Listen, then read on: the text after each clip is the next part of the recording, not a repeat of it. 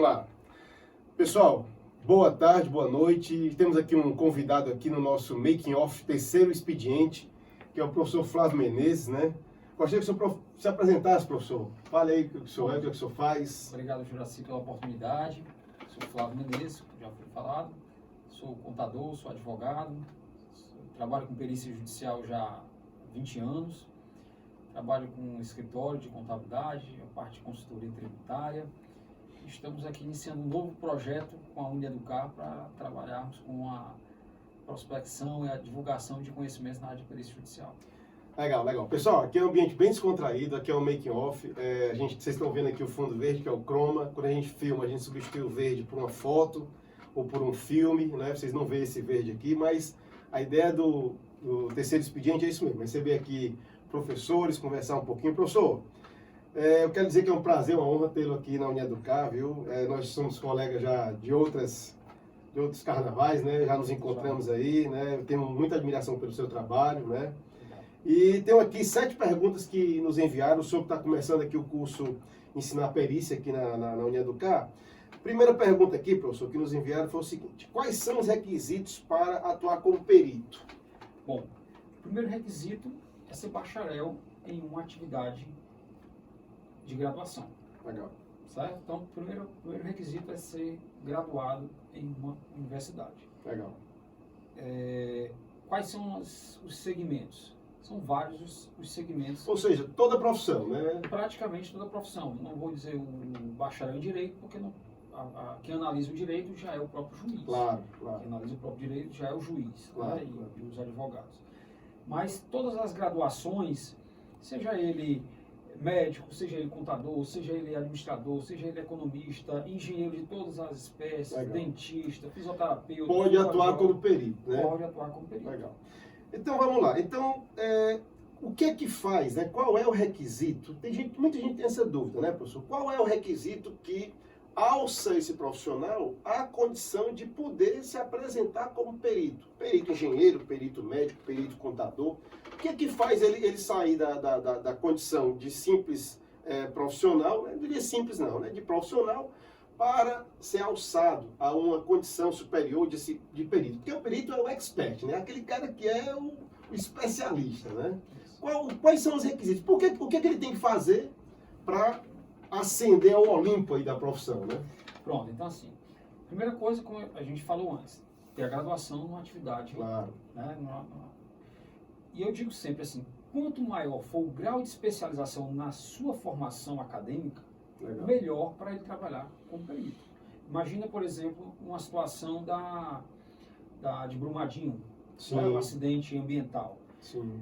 Todo engenheiro estaria devidamente habilitado tecnicamente para fazer uma avaliação dos danos, Sim, dos problemas. Claro. É preciso uma experiência muito grande, né? Como você muito bem falou, o expert ele tem que ter o máximo de experiência possível. Claro.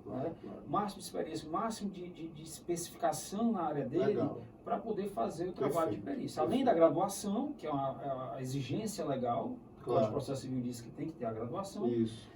E aí, para você ser alçado a essa condição de perito, realmente a função que o maior grau de especialização possível. Pessoal, fazer uma adenda aqui, o professor Flávio, ele citou aqui o acidente de Brumadinho, né?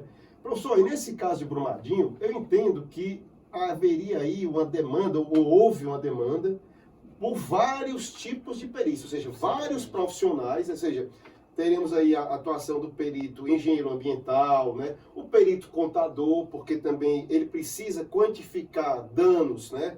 Contábeis, né? Nas propriedades que foram atingidas, né? E uma série de outras perícias que seriam ou que foram requisitadas para poder embasar eventuais demandas judiciais, né, professor? Perfeitamente. Né?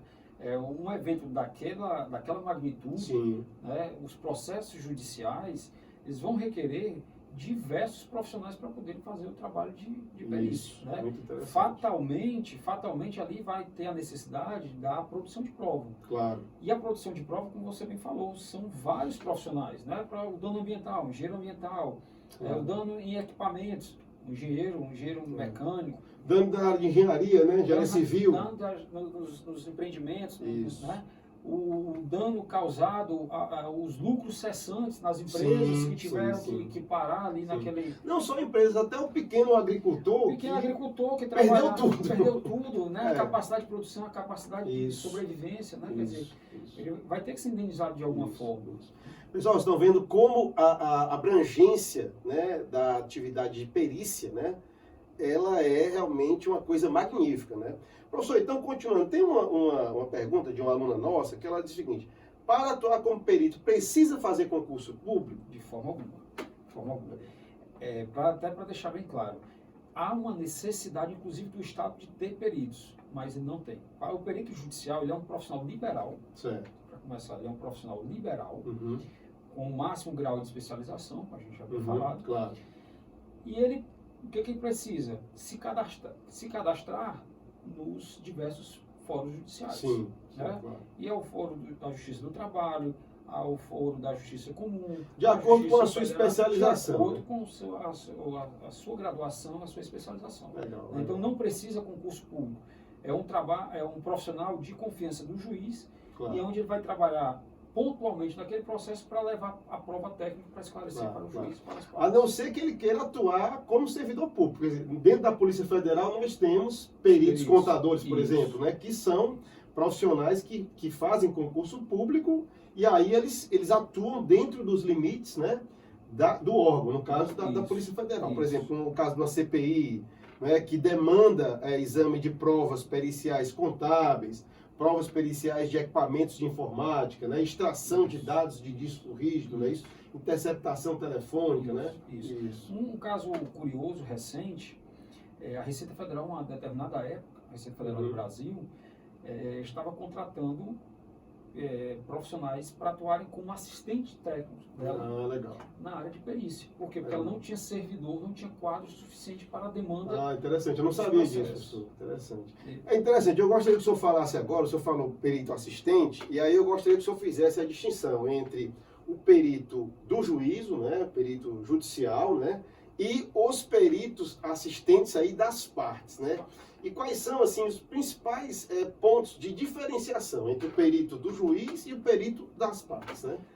Bom, o perito do juízo, né, como o nome já diz, é um perito indicado, nomeado pelo juiz, para fazer as vezes do juiz no processo, onde ele vai responder para o juiz e para as partes a matéria técnica que o juiz não detém aquele conhecimento. Às vezes ele pode até ter o conhecimento, mas ele não tem a capacidade técnica de fazer aquela opinião sobre a matéria abordada pelo perito.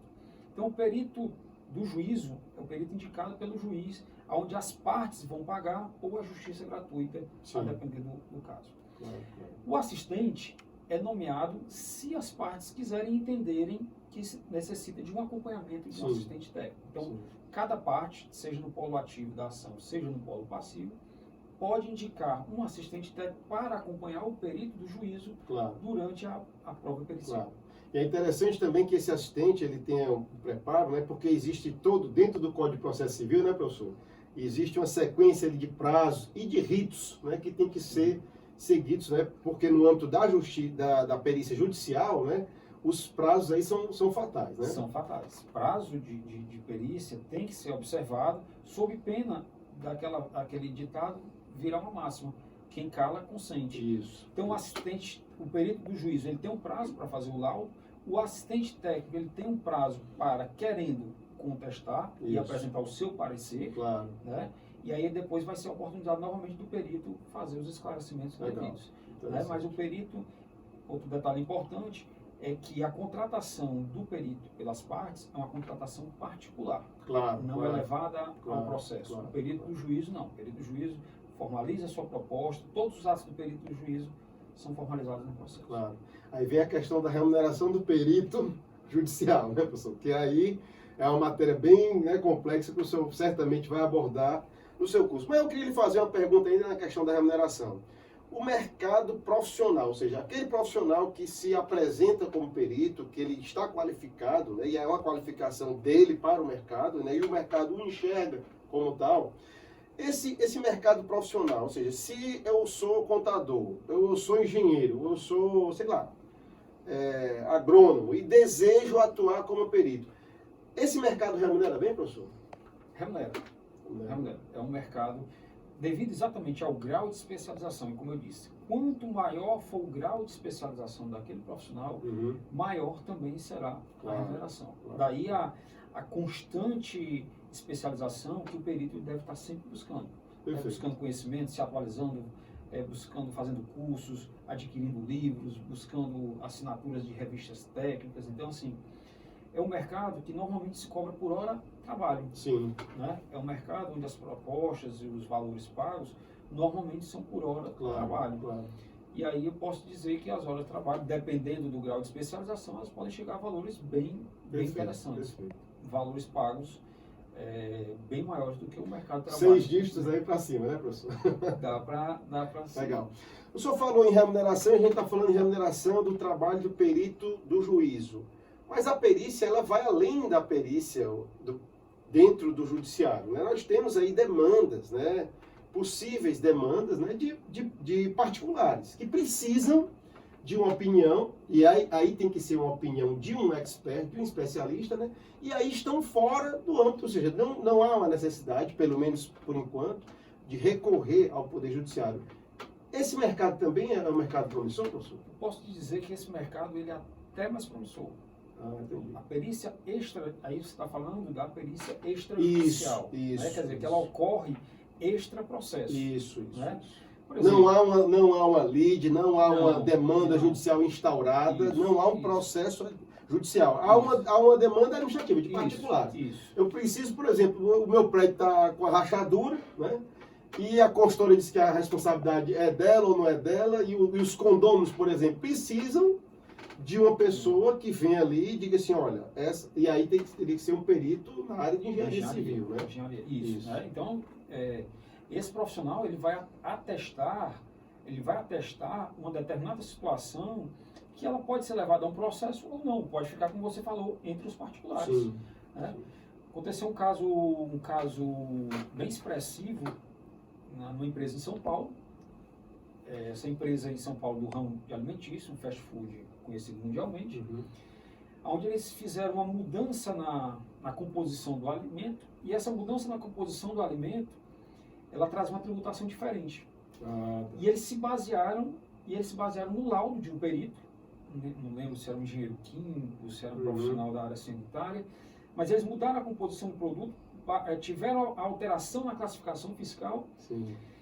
Quando depois elas foram autuadas pela Secretaria da Fazenda do Estado de São Paulo, eles justificaram, não, eu fiz isso, o produto é esse, está aqui o laudo pericial. Quer dizer, eles se precaveram, utilizaram esse laudo anteriormente ao processo judicial e conseguiram êxito no processo. Pessoal, vocês viram que o professor falou aí um exemplo de um assunto que ele é interdisciplinar, porque eventualmente envolve aí uma perícia de engenharia de alimentos, né, ou de um processo químico, né, mas ele é deflagrado em função da complexidade do nosso sistema tributário nacional, porque o nosso sistema tributário nacional, ele parte do pressuposto de que é necessário a classificação do produto ou serviço, né?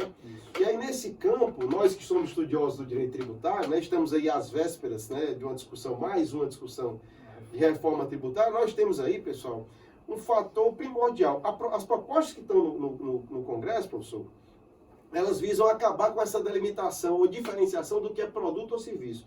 Isso é um grande gargalo no Brasil, pessoal. Na hora que eu preciso saber se aquilo é produto e se é serviço, eu tenho uma primeira barreira para a tributação. E aí, como o professor bem citou, rapaz, se for carne, paga tanto. Mas se for soja, já paga outro tanto. Vocês veem, no Brasil, pão, ele não paga imposto. Mas a farinha de rosca, que é pão velho, moído, essa aí paga. Professor, o senhor está lançando um curso de perícia, e aí a perícia é no âmbito genérico, né? Apesar do senhor ser professor da área de contábeis e de direito, o seu curso é bem abrangente, né? Então, qual seria, e é para a gente finalizar aqui a nossa entrevista, eu já vou agradecendo aqui a sua disponibilidade, qual seria, assim, o conselho que o senhor daria para os estudantes e profissionais recém-formados que têm interesse em migrar ou ascender para o mercado da perícia?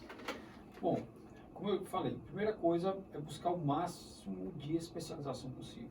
Né?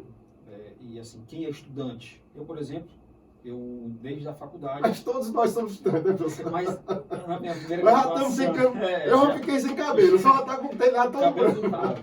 Mas a gente nós temos que nos apresentar. Eu, por exemplo, me apresento como estudante. Já tem especialização, mestrado, doutorado, tal, mas nós somos todos estudantes. Até porque ninguém pode parar de estudar. Né? Mas na primeira graduação, eu já tinha essa intenção de trabalhar com a perícia judicial. Legal, legal.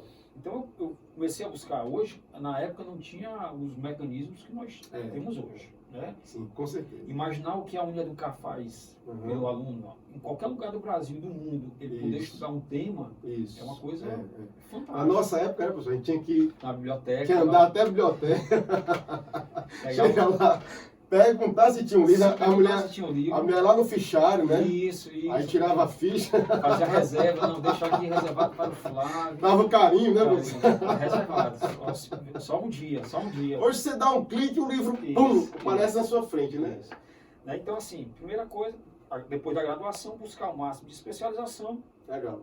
E esse curso, ele é um curso elementar básico, mas que a gente busca dar um norte exatamente para que aquela pessoa que está entrando no mercado, como é que eu vou ingressar, como é que eu vou abraçar esse novo mundo, né? Por onde eu começar, por onde eu posso atuar como perito. Então a nossa intenção é traduzir um pouco dessa experiência desses últimos 20 anos para quem realmente deseja entrar no mercado. Não diga o tempo de atuação não, senão o pessoal vai calcular.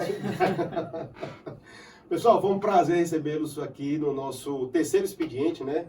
Hoje com a participação especialíssima do professor Flávio Menezes, profissional que eu admiro demais, né? E somos colegas aqui de faculdade ainda, né, professor? Né? Bem no início da nossa carreira, né? Da nossa trilha pelo aprendizado, né? Nós que somos eternos estudantes, né? Pessoal, quero agradecer também a audiência de vocês e dizer o seguinte, você também pode estar aqui, ensinando, não é isso?